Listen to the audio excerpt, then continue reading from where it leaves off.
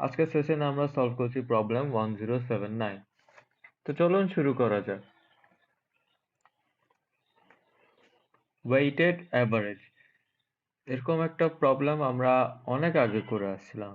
এটা মেবি 10টা প্রবলেমের আগে, মানে এর আগের পৃষ্ঠায় যেগুলো ছিল। যাই হোক, এবারও পুরো সেম, কোনো ডিফারেন্স নাই।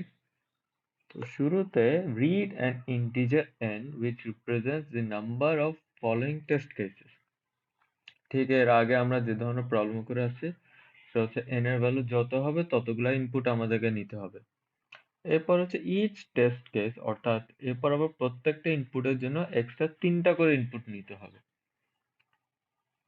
With 1 digit after the decimal point, অর্থাৎ দশমিক পর এক ঘর করে। এরপর হচ্ছে ওগুলার অ্যাভারেজ গুলো আমাদেরকে বের করতে হবে। চলুন আমরা চলে যাই প্রোগ্রাম ফ্লো চার্টে। সো ইনপুট n, একটা ফর লুপ যেটা রেঞ্জ হবে n, এবং ওইখানে আবার আমাদেরকে 3টা করে ইনপুট নিতে হবে। আগে আমরা এতটুকু শেষ করে ফেলি। n equals to int bracket input bracket close for I in range bracket n। এবার আমাদেরকে এক্সট্রা ইনপুট নিতে হবে, যেখানে আবার 3টা করে নিয়েছি। তো আমি 3টার জন্য a, b, c দিব। এরপর হবে map bracket float, input bracket close dot split। তো আমি ইনপুট গুলা নিয়ে নিলাম। এবার আমাদেরকে অ্যাভারেজ বের করতে হবে। তো আমি দিচ্ছি অ্যাভারেজ। অ্যাভারেজ বের করতে হবে না? হ্যাঁ, প্রত্যেকটা অ্যাভারেজ বের করতে হবে। তো প্রত্যেকটা অ্যাভারেজের জন্য আমাদের a ইন্টু প্রথম যেটা সেটা ওয়েট হচ্ছে 2। তো a into 2 plus b into 3 plus c into 5। এটাকে আবার আমি পুরোটা ব্র্যাকেটে দিয়ে দিই।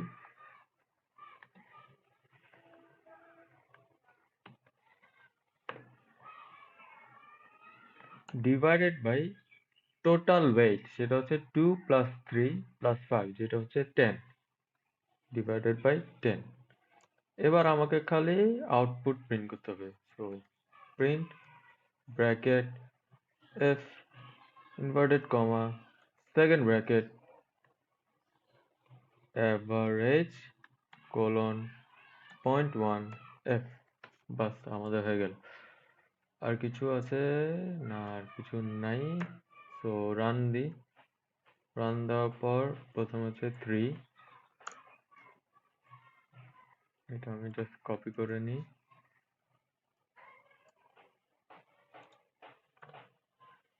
5.7, 6.3,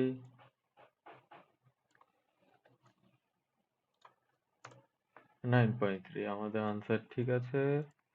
তো সাবমিট। সাবমিট।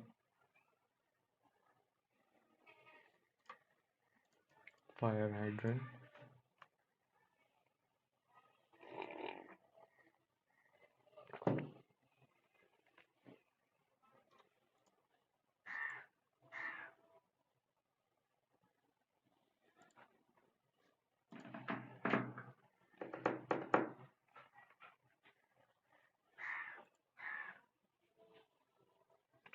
ওকে, অ্যাকসেপ্টেড।